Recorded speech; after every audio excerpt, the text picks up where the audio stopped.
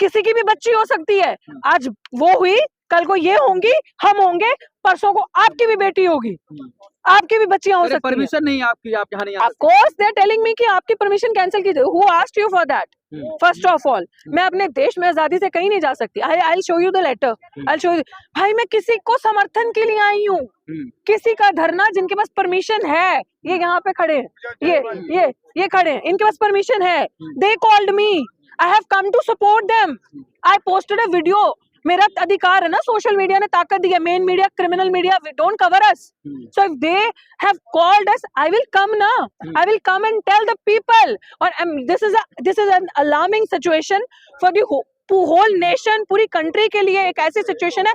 मेरा एक ही चीज कहना है, let's not normalise rapes. We have already failed as a society लड़कियों को प्रोटेक्ट करने के लिए। And shut up, keep your mouth shut when you say लड़कियां तो देवी हैं, हमारे देश में तो हम लड़कियों को पूजते हैं, हम इनकी पूजा करते हैं, ये गॉडेसेस हैं। नो, ये सब, ये एग्जैक्टली ऐसे लोगों को सोचना चाहिए कि आपको हमें देवी नहीं बनाना, हमें डेविल बनने दो। I would not accept the title as Devi, I would rather accept you call me a devil। महिलाओं का सम्मान हो रहा है, महिला सशक्तिकरण की बात, महिलाओं का सम्मान हो रहा है। उन्नाव की बच्ची को सम्मान दो, उन्नाव की बच्ची को। महिलाओं का अगर सम्मान हो रहा है, फरीदाबाद की बच्ची को इंसाफ दो। फरीदाबाद की बच्ची का रेप हुआ, अस्पताल के अंदर माँ को नहीं जाने दे रहे बच्ची को देखने के लिए, पुलिस प्रशासन उनके बयान बदलवा रहा है। महिलाओं का अगर सम्मान करना आपको, तो आप हाथरस की बच्ची जो यहाँ पे बैठी है उसको इंसाफ दो। हाथरस की बच्ची को हम भूल नहीं सकते। संगम विहार की बच्ची, शमशान घाट के अंदर बच्ची के साथ रेप हुआ, जिंदा जला दिया, इंसाफ दो, तब मानेंगे कि आप इंसाफ करते हो। अदरवाइज सिर्फ आपके फेक प्रोपेगेंडास हैं और आप कुछ नहीं। अपने ही देश के अंदर हम प्रोटेस्ट नहीं कर सकते, अपने देश के अंदर हम बात नहीं उठा सकते, ये तरीका नहीं। क्या सुरक्षित महसूस नहीं कर रही अपने आप को? नहीं, ऑफ कोर्स नहीं। कैसे करोगे भाई, हम तो जान हाथ पे लेके चल रहे हैं। हमने तो सोच लिया है कि हम इस देश में वो बदलाव करेंगे, कोई दिक्कत नहीं। आप जाओ, बस 1 मिनट। आप जाइए। हम इस देश में इंसाफ के लिए आए हैं, और इंसाफ की जब बात होती है तो हमें, जो पढ़ी लिखी जनता है, जिनका जमीर जिंदा है, मैं ये कहती हूँ कि अगर मेरा शरीर जिंदा है तो मेरा जमीर भी जिंदा है। सो आई वुड डेफिनेटली फाइट, और ये मेरा एक, जिसे कहते हैं दायित्व है कि पढ़ी लिखी हूं तो मैं लोगों के लिए लड़ूंगी। And I will tell even the prime minister of this country कि यू आर नॉट, अगर आपको लग रहा है कि आप लॉ के बाहर हो और आप कुछ भी कर सकते हो, आप एक कॉन्स्टिट्यूशनल पोजीशन पे बैठे हो, आपको ये रियलाइज करना है कि जनता राजा है और मैं नौकर हूँ। So this is a reminder for the प्रधानमंत्री कि आप सेवक हैं, आप प्रधान सेवक हैं। अगर सेवक का हिंदी में आप करो तो सेवक मतलब, और हिंदी में जाओ डीप तो नौकर, तो आप जनता के नौकर हैं। तो पुलिस जो है, it's for the protection of this country, citizens की प्रोटेक्शन के लिए, गुंडागर्दी के लिए नहीं। इस देश का कानून जो है वो सुधारात्मक है। So you need to build laws, rules, regulation that can bring change, that can serve a message for the society कि हाँ, we are protected, we feel safe, ना कि गुंडागर्दी। दिखाती हूँ, कल से मुझे अभी तक यहाँ के प्रशासन के, जब से मैंने कॉल दिया था, अभी की मेरा अपना कॉल नहीं था, मेरा कॉल नहीं था, हमारे संगठन की तरफ से कॉल नहीं था। मैं किसी को समर्थन के लिए आ रही हूँ, किसी ने अगर मुझे बुलाया है तो हम कोलैबोरेट करके किसी के सपोर्ट के लिए आ रहे हैं कि बहन बेटी की इज्जत की बात है, उनकी जिंदगी की बात है। अपहरण, सेक्सुअल हैरेसमेंट, रेप, दिन दिहाड़े, और कोई क्राइटेरिया नहीं है। तो 2 साल की बच्ची, 6 महीने की बच्ची, और जब आप देखो अभी यूपी में आपने देखा 6 साल की बच्ची, फिर उसके बाद जो मैरिड वुमेन है उनका रेप हो रहा है, ओल्ड एजेड वुमेन उनका रेप, अपहरण, sexual assault. Are we staying in India? ये हम भारत के अंदर रह रहे हैं? मेरा सिंपल सा एक सवाल है सरकार से, और बहुत clear cut I want to, as a citizen, थोड़ा दूर रखो, as a citizen of this country और बेटी इस भारत की होने के नाते, मुझे इस सवाल का सिंपल क्लियर कट जवाब चाहिए। क्या मैं बहन बेटी की सुरक्षा के लिए, क्या मैं अपने आने वाले फ्यूचर के लिए, प्लीज अच्छे से लेना सर, सीआईडी जितने भी यहाँ पे होंगे, जितनी भी इंटेलिजेंस, अच्छे से लेना वीडियो, पता चले। कल से पुलिस वालों के लगातार मेरे नाम से नोटिस, मुझे कॉल्स, एसएचओ यहाँ के जो हैं पार्लियामेंट स्ट्रीट के, भाई मैं अपने देश में नहीं जा सकती, मैं किसी के प्रोटेस्ट के कॉल पे मैं आ नहीं सकती, मैं दिल्ली नहीं आ सकती, सो मुझे रिटर्न में दे दो। मतलब बहन बेटी, अभी यहाँ पे अपराधियों को 15 बार 2017 से आप जिसको बाबा जी कहते हैं 15 बार पैरोल मिल गई। रेपिस्ट 15-15 लाख पे बाहर आ रहे। तो बहन बेटियों की इज्जत जो है सिर्फ 15 लाख उनकी वो है क्राइटेरिया। और रेपिस्ट का ना जब इस तरीके के डिसीजंस जुडिशरी की तरफ से सरकारों की तरफ से आते हैं तो आप ये सोचो कि रेपिस्ट का कितना ज्यादा क्रिमिनल्स का एक मनोबल बढ़ता है कि जेल में तो जाएंगे, अच्छा खाना पीना खाएंगे, बढ़िया हमारे जो बाहर लोग बैठे हैं बढ़िया जुगाड़ लगाएंगे, पैसा इकट्ठा करेंगे और फिर हम जेल से बाहर आ जाएंगे। No, we don't want this India, we don't want such situations हमारी कंट्री में जहां बेटी बचाओ, बेटी देवी है, औरतें गॉडेस हैं, मंदिर के अंदर हम पूजा करने जाते हैं, ना रखो हमें मंदिरों के अंदर सजा के। वी वांट सड़कों के अंदर सज के और सेफ्टी से सड़कों पे हम रहना चाहते हैं, चाहे रात के 12, 1, 2, 3, चाहे दिन दिहाड़े हो, चाहे घर के अंदर बच्ची हो छोटी, सुरक्षित रहे हम। पड़ोसियों से बच्चे सुरक्षित नहीं है। यहाँ पे लोग जब माँ बाप कहीं जाते थे तो लोग पड़ोसियों के लिए छोड़ जाते थे कि आप टेक केयर करना हमारे बच्चों की। Today we are not safe, क्योंकि सबको ये पता है कि जुडिशियल सिस्टम के अंदर न्याय है ही नहीं। इंडियन जुडिशियल सिस्टम के अंदर justice delayed and justice denied वाला सिस्टम है ये। We don't know. और जो पीड़ित का परिवार है, उन्नाव की बच्ची का आपने देखा, अभी बच्ची यहाँ पे आई हुई है, आपने देखा पूरा परिवार खत्म कर दिया। थ्रेट्स, मर्डर, फैमिली का, फादर का, आप सिस्टमैटिक तरीके से आप उनको जेल के अंदर आपने कर दिया, उसके परिवार को कर दिया। Still you want us not to call out government. Government की रिस्पॉन्सिबिलिटी नहीं है। शेम ऑन अस यार, अगर हम गवर्नमेंट को कॉल आउट ना करें, अगर हम उनकी अकाउंटेबिलिटी ना बताएं। क्यों चुनते हैं हम लोग सरकार? हम लोग सरकार इसीलिए चुनते हैं ना कि सरकार आपने चुन दिया, आपके नौकरों को आपने चुन के संसद के अंदर बिठा दिया, एमएलए एमपी आपके नौकर हैं। इस देश का अगर कोई राजा, अगर इस देश की कोई किंग है तो वो जनता है। जनता मैं और चौथा स्तंभ पत्रकार आप लोग। और हमें शर्म आती है इस बात को सोच के। टीवी अखबार उठाओ, फोन उठाओ, मैं तो टीवी देखती नहीं, लेकिन मैं जब भी देखती हूँ अपने आसपास वालों से सुनती हूँ कि टीवी खोलते हैं, छोटी सी बच्ची का रेप, वहां उस बच्ची का रेप, वहां उस बच्ची का अपहरण। फरीदाबाद में मैं गई हूँ, आप यकीन नहीं मानोगे, मेरा सोशल मीडिया से वीडियो उठा के देखो, वो हॉस्पिटल वालों ने इतना टॉर्चर किया उनके मार, जो फरीदाबाद में 3-4 दिन पहले घटना हुई रेप करके, उस लड़की को रात को उठाया। मतलब अपने देश में कोई लड़की अगर कहीं जा रही है, किसी से ट्रस्ट करके यार लिफ्ट मांग ली, इंडिया ही तो है, भारत ही तो है, भारत की बच्ची भारत के अंदर सेफ नहीं है तो किधर सेफ होगी? उसको रोल डाउन ऐसे करके फेंका गाड़ी से जैसे कोई फिल्मी सीन हो रहा हो, जैसे कोई फिल्म चल रही हो। एंड देन आप कहते हैं दिस इज, ये भारत विकास हो रहा है, दिस इज विकसित भारत, दिस इज इंडिया, जहाँ पे आप कहते हैं विश्व गुरु है। Shut up, don't spread this narrative. ये फेक प्रोपेगेंडास, ये गंदे घटिया नारों से कभी देश नहीं बढ़ता आगे, जमीनी हकीकत से बढ़ता है। रूल्स रूल्स रूल्स, कहाँ है रूल्स? रूल्स के एनफोर्समेंट से, अगर रूल्स को प्रॉपर्ली एनफोर्स किया जाएगा तो इस देश के अंदर हर कंट्री में, कंट्री की सरकारें जब चुनी जाती हैं तो उसके सिटीजन्स की प्रोटेक्शन होती है। But in our country criminals are getting protections, criminals are being protected, और जब criminals को protect करते हो तो जनता कभी भी protected और safe feel नहीं करती। So this is what is happening. So हमें ऐसा call देना पड़ेगा। I had to tell my people not to come, क्योंकि मैं नहीं चाहती कि किसी पे भी कोई इस तरीके का अटैक हो। But I want to ask, जो यहाँ का प्रशासन है, देखो चाहे वो पुलिस ऑफिशियल्स हैं, चाहे वो कोई भी है, आई रिस्पेक्ट देम, क्योंकि उनकी जो यूनिफॉर्म है मैं उसकी इज्जत करती हूँ, क्योंकि भारत का संविधान डॉक्टर भीमराव अम्बेडकर का, ये वो सारे सुन ले जो आजकल बड़ी वाल्मीकि धर्म समाज रावत अस्कार जो हूँ संस्थापक हूँ। आज से हम 1 साल पहले माननीय राष्ट्रपति जी को, द्रौपदी मुर्मू जी को मिले थे। हमने माननीय द्रौपदी मुर्मू जी को मांग पत्र दिया और उन्होंने वादा किया था कि मैं मनीषा, जो वाल्मीकि समाज से आती है बेटी या दलित समाज की, मैं हर बेटी की रक्षा करूंगी। फिर हम हाथरस गए। हाथरस में हमने जब हाथरस में गए हम, वो लोग ऐसी हालत में हैं, फटे कपड़े पहन रहे हैं, वो जनानियां फटी हुई धोतियां पहन रही हैं, ठंडा हो जाओ। तो वो लोग, जो मिट्टी का खाना मिलता है बचा हुआ, वो लोग वो खा के गुजारा कर रहे हैं। ना उनके बाल काटने दिए जाते। उनके 4 बच्चे हैं। जो मनीषा लड़की थी उसकी भाभी है, उसके 4 बच्चे हैं, उनको स्कूल नहीं जाने जा रहा है। हिंदुओं की रक्षा की बात की जा रही है, आप कह रहे न्याय नहीं मिल रहा है। अरे भैया, हिंदू कौन है? हम हिंदू है ही नहीं। मानते नहीं, हमें कागजों में हिंदू मानते हैं, वोट लेने तक हिंदू मानते हैं, हमारे जो दलित लीडर है मायावती और हमारा एक और अभी जीता है चंद्रशेखर जी, चंद्रशेखर मनीषा का कांड लेके ही जीता है और वहीं से उसका प्रचार हुआ है। वो भी आज तक जब से सांसद बना है हाथरस के अंदर गया नहीं और ना उसने जाके देखा। और जो लोग मिलिट्री वालों का झूठा जात पात तो खत्म कर दी धीरेन्द्र शास्त्री ने, कह रहे जात पात की करो तैयारी, आप सब हिंदू भाई भाई है। कहाँ हिंदू मानते हैं हमारे को तो अरे भाई जी, हिंदू मानते हैं। हमें हिंदू नहीं मानते, हमें पैर की जुत्ती समझते हैं।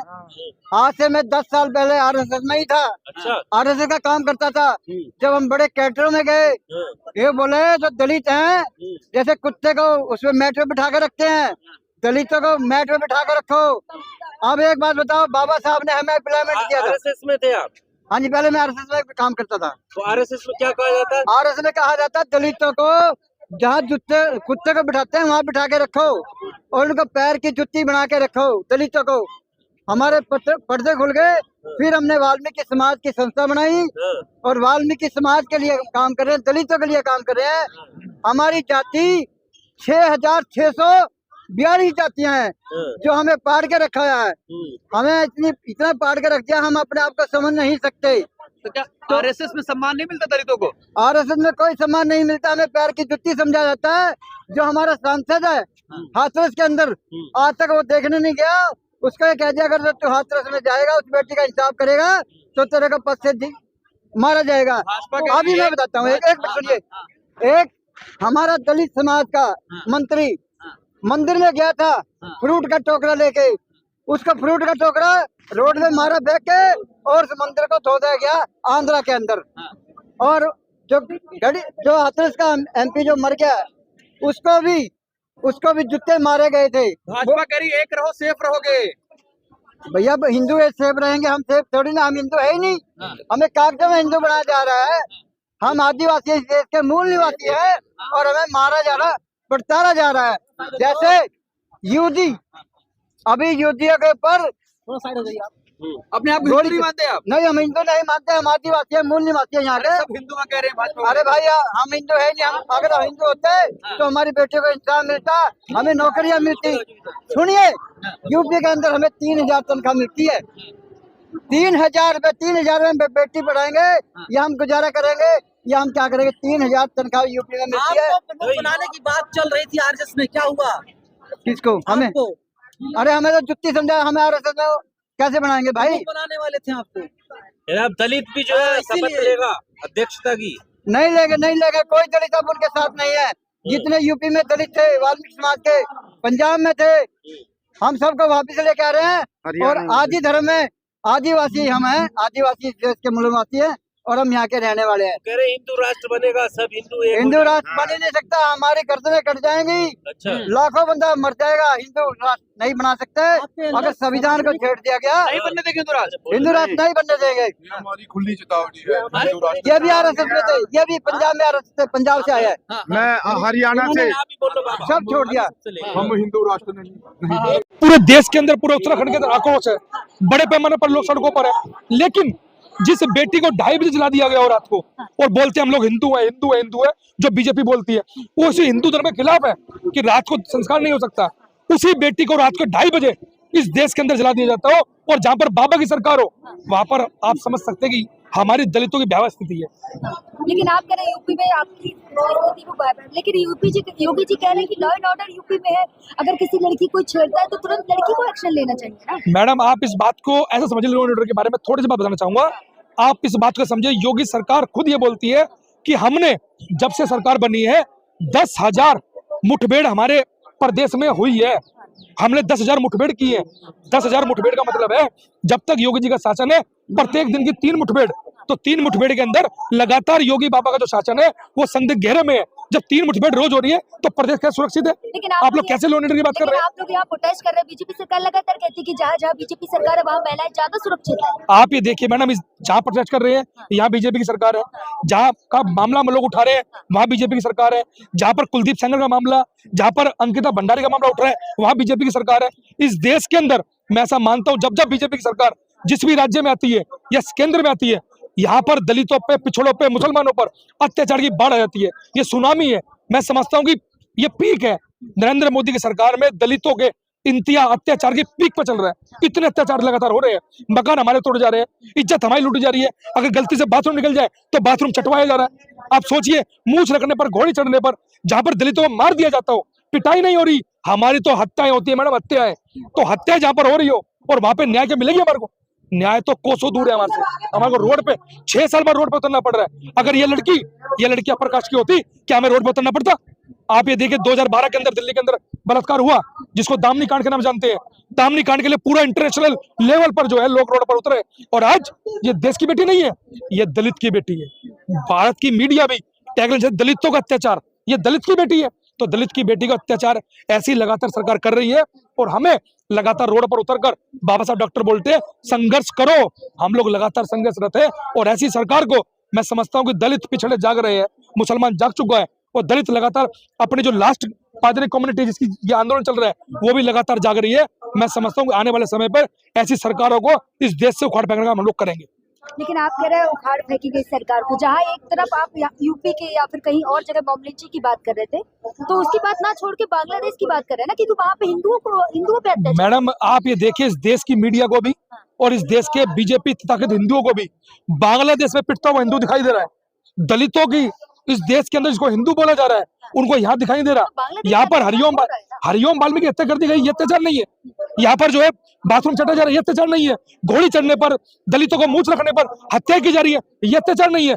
बांग्लादेश का अत्याचार दिखाई दे रहा है, वो दूसरे प्रदेश का। उस पर कौन बोलेगा? जो बांग्लादेश के प्रधानमंत्री को नरेंद्र मोदी ने यहाँ रखा हुआ है, उसको कौन बात करेगा? शेख हसीना कौन बात करेगा उस पर? वो नहीं दिखाई दे रहा। कह तो रहे कि भारत है, अपने घर में है, वो तो बात। अरे तो मैडम हम भी तो ये कह रहे हैं कि जो दलित जो बांग्लादेश मुसलमान सदर वो घटना निंदनीय है, हम लोग भी निंदा करते हैं उसकी। लेकिन जो इस देश के साथ जो हिंदुओं के नाम पर, लोगों को हिंदू इकट्ठा करने के नाम पर इस देश में दलितों को मूंछ रखने पर, घोड़े चढ़ने पर हरिओम वाल्मीकि की हत्या कर दी जाती है, यहाँ पर बाथरूम चटाया जा रहा हो, तो कितनी भयावह स्थिति है। एक तरफ दलितों को पैर धो जा रहे हैं और दलितों पर हत्या की जा रही है, एक तरफ दलितों को पैर धो जा रहे हैं, उनके मकान तोड़े जा रहे हैं। बीजेपी में सबका सम्मान है ना, आपने देखा नहीं कहीं मैडम बीजेपी आता है तो आप ही लोगों के घर में जाके खाना खाते हैं, पानी पीते हैं, देखा? मैडम आपने कभी ऐसा देखा है कि कोई दलितों को बीजेपी ने बोला हो कि दलित आज ब्राह्मण घर में रुकेगा? कभी ब्राह्मण रुकवाया हमारे घर में? आपके घरों में रुकते हैं। अरे मैडम हम लोग दलित है, पिछड़े हैं, हमारा वोट बैंक है, उनको पता है एक तरफा वोट दे देंगे तो हमारे घरों में रात को रुकते हैं। अरे कभी हमें भी तो अपने घर में रुकवाओ। अपनी बहन बेटी जो तुम्हारे साथ रहती है, हमारे घरों में रहती है, आप हमारे घर में 12-12 गज के दलित रह रहा है, 12-12 गज में 50 गज में रह रहा है, आप फिर भी हमारे घर में रुकते हो। हमारा दिल इतना बड़ा है, फिर भी हम आपको सह सम्मान भोजन कराते हैं। कभी आप लोगों ने भोजन कराया? कभी आप लोगों ने अपने घर में निमंत्रण दिया?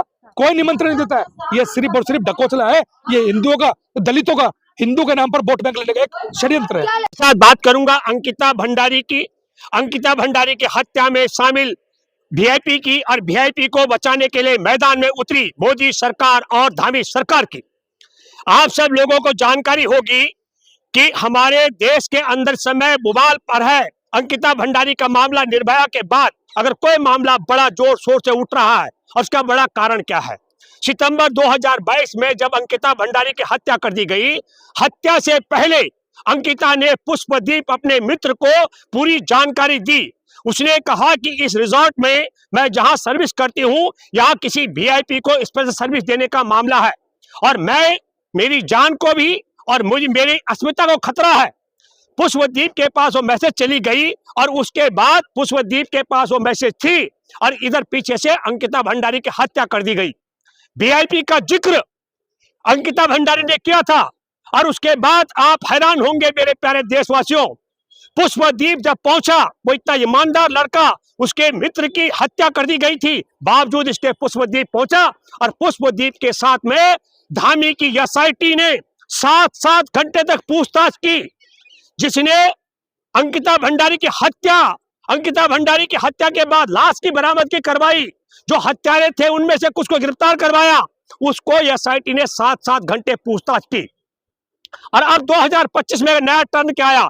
भारतीय जनता पार्टी के पूर्व विधायक हैं सुरेश राठौर, उनकी पत्नी है उर्मिला राठौर ने एक ऑडियो जारी किया। उस ऑडियो में इन दोनों की बातचीत है, सुरेश राठौर की और उर्मिला राठौर की। और उसमें सुरेश राठौर कहता है, हम जहां गए थे ना बनंतरा घूमने के लिए चिल्ला साइड में, वहां पर जो बनंतरा रिजॉर्ट है ना, वहां जो हत्या हुई थी अंकिता भंडारी की, उसमें गट्टू शामिल था। गट्टू उपनाम है दुष्यंत गौतम, जो उत्तराखंड का भाजपा का प्रभारी है और राष्ट्रीय महासचिव है और नरेंद्र मोदी का बहुत नजदीकी व्यक्ति है। और जब यह मामला आया, यही नहीं, सुरेश राठौर ने दूसरी बात कही, उसके साथ एक अजय पवार भी शामिल था। और तीसरी बड़ी महत्वपूर्ण बात जिसको कोई ध्यान नहीं दे रहा है, अंकिता भंडारी के अलावा दुष्यंत गौतम पर 6 और लड़कियों के ऐसे ही संगीन आरोप सबूत के साथ भाजपा आला कमान के पास पहले से विचाराधीन है। ये बात मैं नहीं कह रहा हूं, ये आरोप कोई विपक्ष नहीं लगा रहा है, ये आरोप है भारतीय जनता पार्टी के पूर्व विधायक सुरेश राठौर के। इसका मतलब हुआ कि अंकिता भंडारी सहित 7 हत्याओं के मामलों में दुष्यंत गौतम शामिल है। अब जब दुष्यंत गौतम शामिल है, जब अंकिता की हत्या हुई थी, हमने तब सवाल उठाया था। आप सबको को याद होगा, मैंने कहा कि अंकिता के हत्यारे पकड़े गए, पर जिसके लिए हत्या की गई, जिस वीआईपी को परोसने के लिए अंकिता की हत्या कर दी गई, वो वीआईपी कौन है? तो 2022 के वीआईपी का आज खुलासा हुआ। उसको किया उर्मिला राठौर ने, सुरेश राठौर की ऑडियो क्लिप को जारी करके।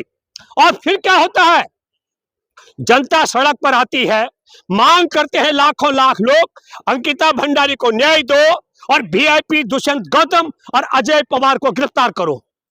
लेकिन क्या होता है, आप सब हैरान हो जाएंगे जानकर, दुष्यंत गौतम सीधा नरेंद्र मोदी के साथ मुलाकात करता है, फोटो वायरल हो रहा है। और नरेंद्र मोदी के साथ में क्या बात हुई होगी वो भी मैं चर्चा करूंगा। लेकिन मोर्चा खोलता है उत्तराखंड की सरकार, सुबोध उनियाल प्रेस कॉन्फ्रेंस करता है और प्रेस कॉन्फ्रेंस करते समय अपने पीछे उसी गट्टू दुष्यंत गौतम, जो वीआईपी अंकिता भंडारी की हत्या का आरोपी है, उसके साथ नरेंद्र मोदी का फोटो लगा करके सार्वजनिक तौर पर कहता है, हे भारत के नागरिकों, अंकिता भंडारी के हत्यारा ये वीआईपी, इसके साथ मेरा प्रधानमंत्री और पूरी उत्तराखंड की सरकार साथ है। किसी भी कीमत पर अंकिता भंडारी को न्याय नहीं देंगे, क्योंकि हम गट्टू के साथ हैं। मैं ये बात इसलिए कहना चाहता हूं, यदि नरेंद्र मोदी की इच्छा के बगैर उस वीआईपी आरोपी पर, अंकिता की हत्या के आरोपी दुष्यंत गौतम के साथ मोदी की फोटो लगाई गई है, तो मोदी को तत्काल, मैं आज जो बयान जारी कर रहा हूं, इसके बाद इमीडिएटली सुबोध उनियाल को मंत्री पद से हटाना और उस पर मुकदमा दर्ज कराने की जिम्मेदारी बनती है, अगर नरेंद्र मोदी अंकिता भंडारी की हत्या में शामिल दुष्यंत गौतम को बचाने का खेल नहीं खेल रहा है तो। और दूसरी बात यह कि सुबोध उनियाल को आपराधिक मुकदमा दर्ज कराने के और जेल में डलवाना चाहिए। लेकिन मेरे दोस्तों, अब सवाल इस बात का है, एक तरफ पूरे उत्तराखंड के लोग सड़कों पर हैं, वो कह रहे अंकिता भंडारी के हत्यारों को फांसी दो, और दूसरी तरफ डबल इंजन की सरकार, नरेंद्र मोदी प्रेस कॉन्फ्रेंस में नहीं थे, लेकिन नरेंद्र मोदी ने कहा मेरा फोटो लगाओ। फोटो लगाकर दुष्यंत गौतम के साथ यह संदेश दे दिया है, हम किसी भी कीमत पर अंकिता को न्याय नहीं देंगे, पूरी भाजपा डबल इंजन की सरकार दुष्यंत गौतम के साथ है। अब खेल समझिए क्या होगा। मैं आपको बताना चाहता हूं, हमारे देश के अंदर कानूनी तौर पर जब अंकिता भंडारी का बनंतरा रिजॉर्ट में मामला था, तो बनंतरा रिजॉर्ट में सबूत को नष्ट करने के लिए बुलडोजर चलाया पुष्कर सिंह धामी ने, तो सबूत नष्ट करने का मुकदमा दर्ज होना चाहिए पुष्कर सिंह धामी पर, और पुष्कर सिंह धामी ने बुलडोजर चला करके गैर कानूनी काम किया, तो गैर कानूनी काम करने का भी मुकदमा दर्ज होना चाहिए। दूसरा, वहां की जो स्थानीय विधायक है रेणु बिष्ट ने दोबारा बुलडोजर चलाया, उस पर भी 120 और 166 मुकदमा दर्ज होना चाहिए। और मैं आपको बताना चाहता हूं, डाइंग डिक्लेयर होता है, मरने से पहले जो व्यक्ति के बयान होते हैं वही प्रमाणिक माने जाते हैं। अंकिता भंडारी ने अपनी मौत से पहले, हत्या से पहले जो बयान दिए थे वो पब्लिक डोमेन में है। पुष्पदीप को दिए गए बयान, वो साक्ष्य एसआईटी के जांच करने वाले अधिकारी ने उन साक्ष्यों को दरकिनारे किया। एसआईटी को भी, एसआईटी के चीफ पर भी सबूत नष्ट करने और फर्जी कागज तैयार कराने का मुकदमा दर्ज होना चाहिए। और यह बात मैं इसलिए कहना चाहता हूं, अगर नरेंद्र मोदी देश की बेटियों को न्याय देने के पक्ष में है, तो मैंने बहुत गंभीर और प्रमाणिक आरोप लगाए। नरेंद्र मोदी अंकिता भंडारी ने अपनी हत्या से पहले सबूत के तौर पर लिख के दिया था कि किसी वीआईपी के लिए मेरे पर दबाव बनाया जा रहा है, मेरी जान को खतरा है। इसलिए जो उसने लिख कर दिया था अंकिता ने, वही हुआ, उसकी हत्या कर दी गई। अब मैं एक और बात आपको बताता हूं दोस्तों, अगर पुष्पदीप नहीं होता तो अंकिता भंडारी का लाश नहीं मिलती। क्यों? अंकिता भंडारी की लाश से पहले उसकी गुमशुदगी की फर्जी रिपोर्ट दर्ज कराई गई। जिन पुलिसकर्मियों ने फर्जी रिपोर्ट दर्ज की उनके खिलाफ कार्रवाई होनी चाहिए। वहां जो पटवारी था वो छुट्टी चला गया जानबूझ करके, ताकि ये मामला लटकाया जाए और पुलकित आर्य लाश को ठिकाने लगाए और सारे सबूत नष्ट करा दे। और फिर बड़ी रोचक बात बताता हूं, बनंतरा रिजॉर्ट आज भी खड़ा है, लेकिन उसी हिस्से को तोड़ा गया रेणु बिष्ट के माध्यम से। जहां सबूत थे, वो सबूत थे वीआईपी के, और जो उसके फिंगरप्रिंट थे उन्हें खत्म करने के लिए रेणु बिष्ट ने यह सब काम करवाया। और मैं आपको बता दूं, जहां पोस्टमार्टम हुआ अंकिता भंडारी का, वहां की लाइट काटी गई, इसलिए अंधेरे में पोस्टमार्टम कराया गया।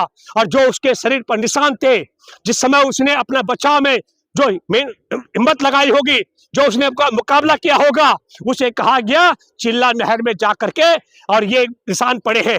इसलिए मेरे दोस्तों, आज की तारीख में अंकिता भंडारी के साथ 6 और हत्याओं का मुकदमा दुष्यंत गौतम पर चलाया जाना चाहिए। अंकिता भंडारी की हत्या का मुकदमा दुष्यंत गौतम और अजय पवार को शामिल किया जाना चाहिए। दुष्यंत गौतम और अजय पवार को बचाने के लिए फर्जी कागजात और रिपोर्ट तैयार करने के लिए एसआईटी की मुखिया पर मुकदमा चलाया जाना चाहिए। सबूत नष्ट करने के लिए पुष्कर सिंह धामी और रेणु बिष्ट पर मुकदमा चलाया जाना चाहिए। और जो वीआईपी है उसके पक्ष में मोदी और उत्तराखंड की सरकार उतरी है, इन दोनों के खिलाफ भी मुकदमा दर्ज होना चाहिए। और मैं ये मानता हूं, अगर उत्तराखंड की सरकार ईमानदार है तो तत्काल पुष्कर सिंह धामी पहला काम ये करे कि वीआईपी की गिरफ्तारी के लिए एसआईटी की जांच का गठन करे। पुष्कर सिंह धामी सीबीआई की जांच के लिए सरकार को लिखे, केंद्र सरकार को। और दूसरा महत्वपूर्ण ये कि पुष्कर सिंह धामी बाइज्जत इस्तीफा दे, पद का त्याग करे, क्योंकि पुष्कर सिंह धामी पर भी मुकदमा बनना चाहिए। तो मेरे दोस्तों, एक तो मैं बहुत साफ शब्दों में कहना चाहता हूं, अंकिता भंडारी जहां से गायब हुई है बनंतरा, वहां एक प्रियंका लड़की पहले गायब हुई है, और कितनी लड़कियां हुई होंगी मुझे जानकारी नहीं, लेकिन एनसीआरबी का डाटा बोलता है 10,000 से ज्यादा लड़कियां उत्तराखंड की गायब हो चुकी हैं अंकिता भंडारी की तरह। इसका मतलब है कि बहुत बड़ा खेल हो रहा है। अब मैं आपको बताता हूं कि ये खेल कैसे शुरू हुआ। 2017 में भारतीय जनता पार्टी का प्रदेश कार्यालय है देहरादून में, सफाई कर्मी आया, गटर बंद हो गया था, और जब गटर बंद हुआ, खोला गया, आप देशवासियों हैरान हो जाएंगे। उस गटर का बंद होने का कारण था वहां सैकड़ों कंडोम थे। तो आप समझिए कि भाजपा मुख्यालय 2017 से अय्याशी का अड्डा था।